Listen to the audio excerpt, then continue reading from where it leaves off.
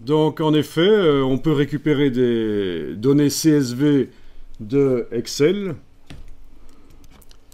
Donc des données CSV de Excel, hein, c'est une exportation en comma separated values, donc valeurs séparées par des virgules, mais ce seront des points-virgules.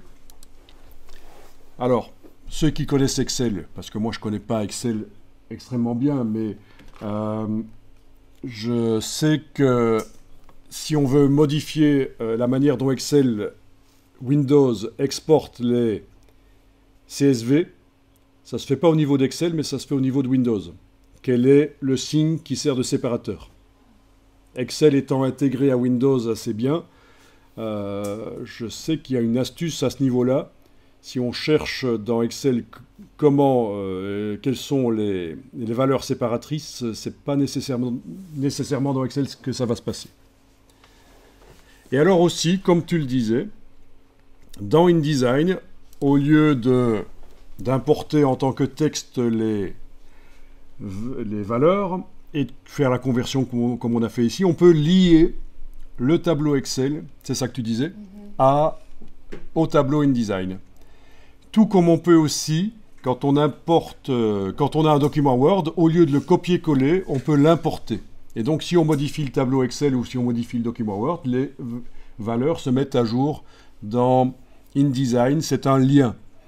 Et ça, pour arriver à faire ça, c'est du InDesign avancé, on ne va pas le faire ici, mais c'est dans les préférences gestion des fichiers. Il faut avoir demandé que ça se passe comme ça.